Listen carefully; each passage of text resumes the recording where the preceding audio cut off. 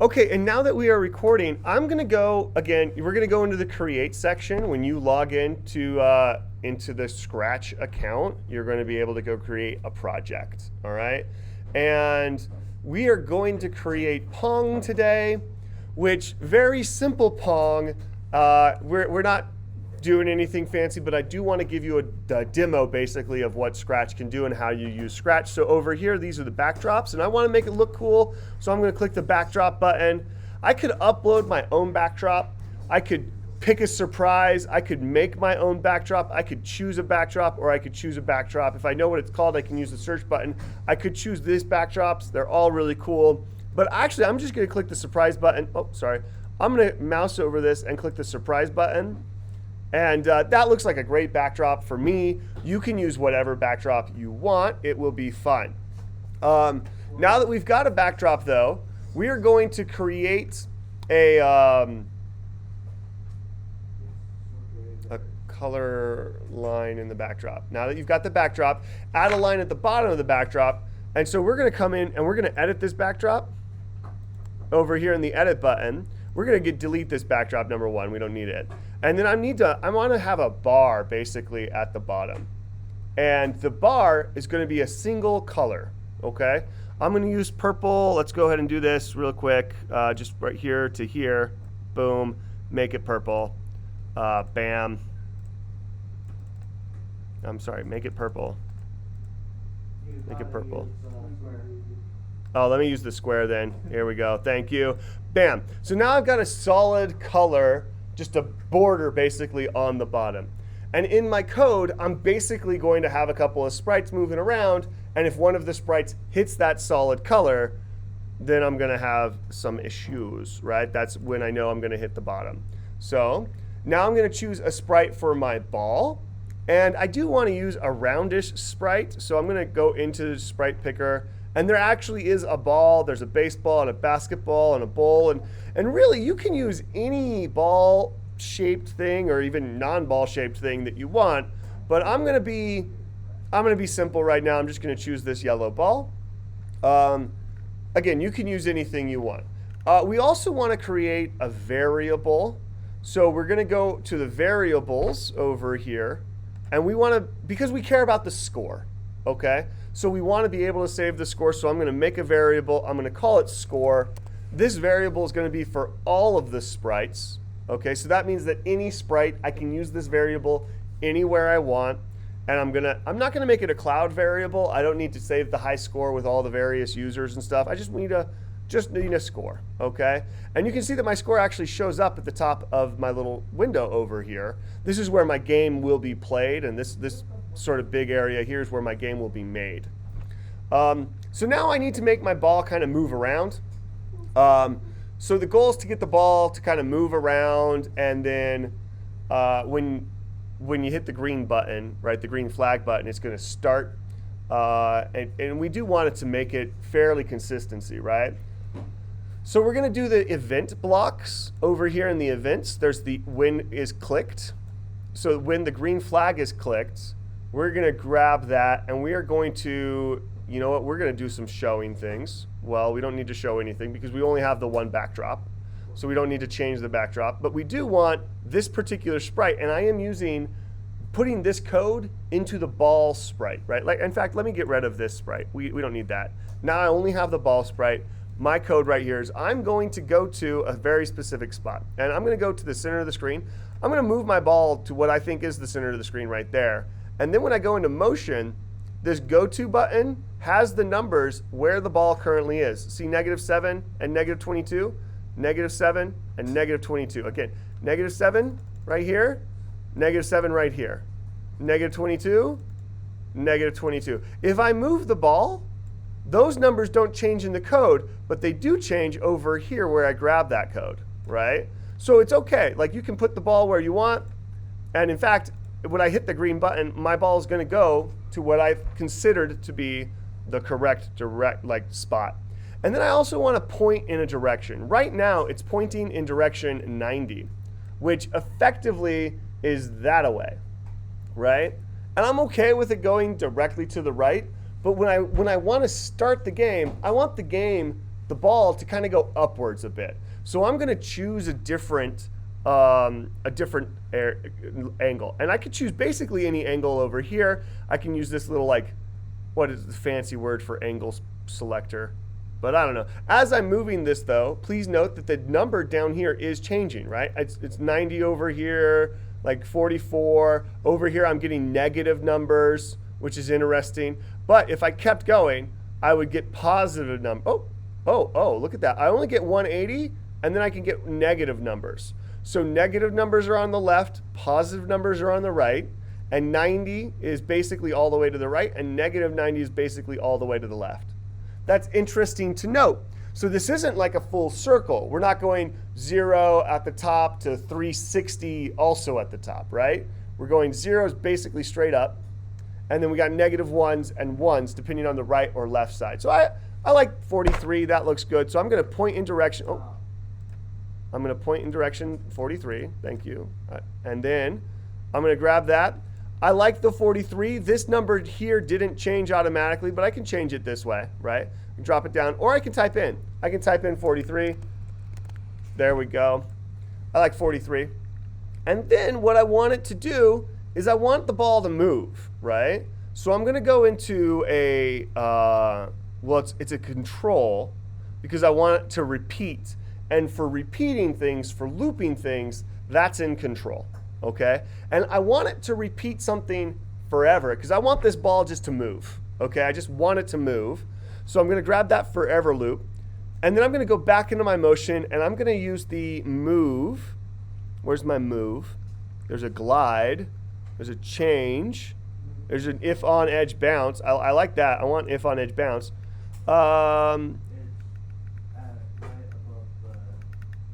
there it is. It's the very first one. I was just looking too far down. Move 10 steps and if on edge bounce. So let's go ahead and run that really quick. Hey! Woo, this is good. My ball's moving all around. It's bouncing off the edges. This is really good. All right? This is nice. I like how this is working so far, right?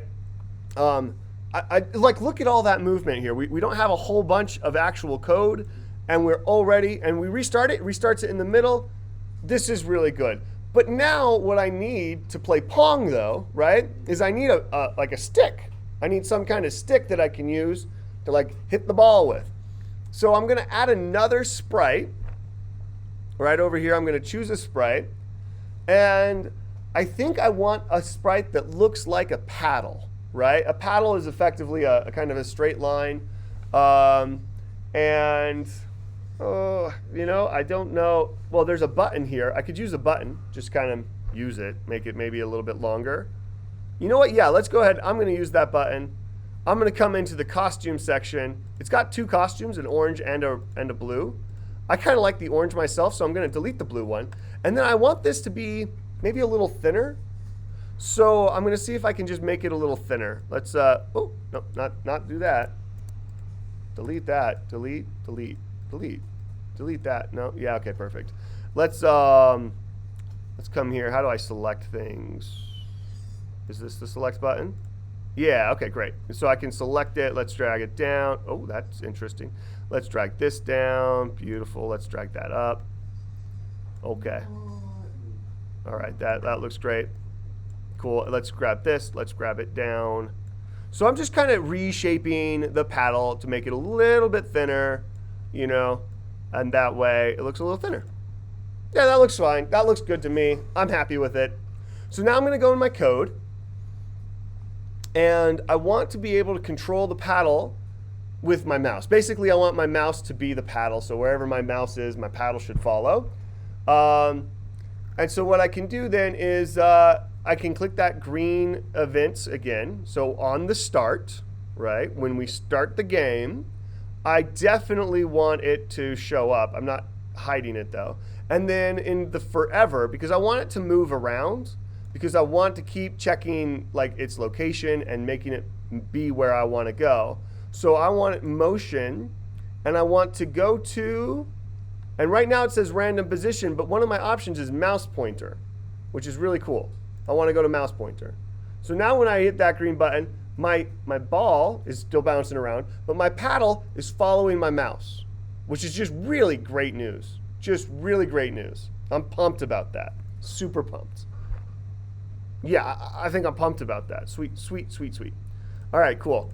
So now that my ball is bouncing and my paddle is bouncing, but what's happening though is my ball's not bouncing off my paddle, right? So I need those to be able to interact with each other. So I'm going to add some code to bounce the ball off of the paddle, and I'm going to click the ball sprite because I want that logic, that bit, to be in the ball, because the ball should care if it's at the paddle, because the ball actually also wants to know if it's, you know, at the like big purple area. So the ball's going to have a lot of the logic for the game. So I'm going to get my, basically I'm going to have an if sound or an if statement, which is in control. One of these is if. Yeah, it is. It's an if. We're going to take that if, we're going to put it into our forever. We're going to put it into the forever. Wait a second. Add code, ball sprite, show block, looks block, conditions. I'm reading some instructions over here so I don't get confused.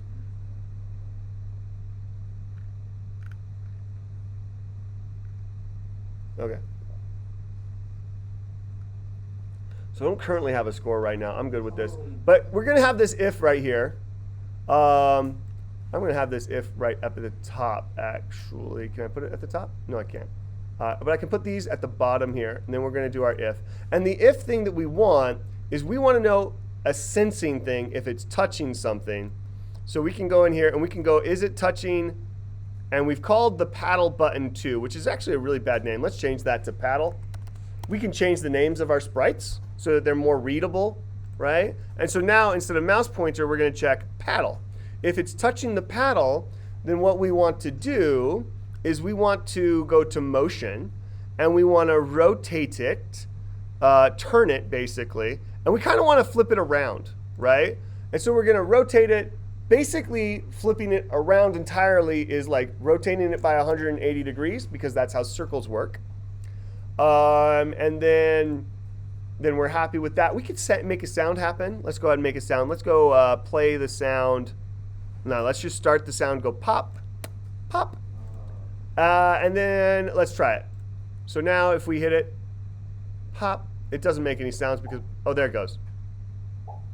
Look at that. So you'll note that it's really just going back to that right side, right? It's not flipping. It's always going back to the right.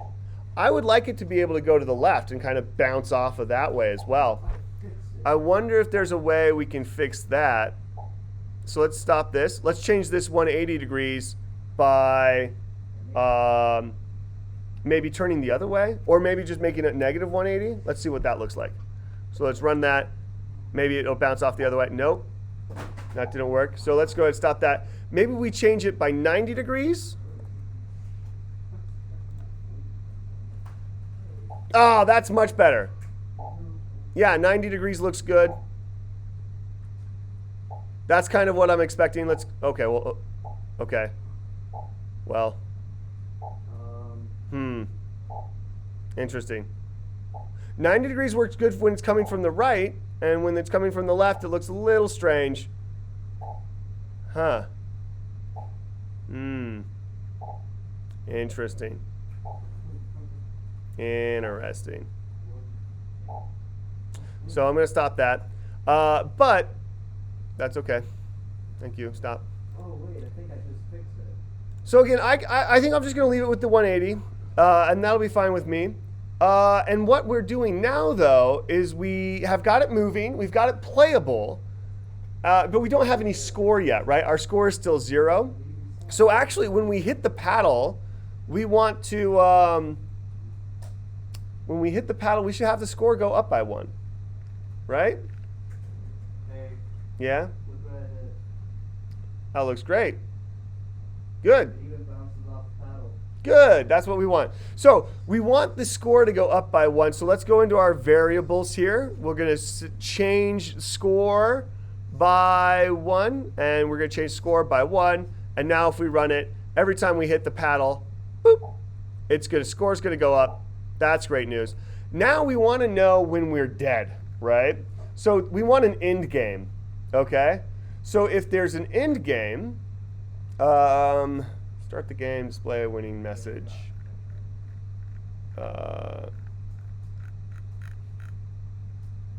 Hold on a second. Green flag click. Calculate the score. Okay. Do I make it two-player or do I make it a bot? Well, That's the second controller. Well, right now we're not concerned about the second controller. That is a great question, but I would like you can do either one you want. Right now I'm going to actually make it so that when you hit that purple down below, so I'm going to have another is touching. Let's go back into events, and I'm going to go back. Sorry, into control. If it's touching, let's go into sensing, and then touching color right here, and let's go and pick that color with this color right here. Bam. If it's touching that purple color, then we have game over.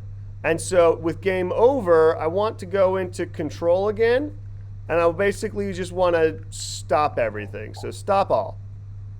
All right, perfect. Let's go ahead and run that. Start it over. And we stopped. Our score was 11. Oh, you know what? We need to reset the score because when we restart the game here, our score is only going up. Ooh, I got it trapped. I got a score of 67, but when I restart, my score is still 67. So I need to go back into my variables here. I need to set my score up here, my score to 0. That way my score resets every game. All right? And that, my friends, is a really basic version of Pong. Please, what I would like you to do now is I would like you to change your name up here.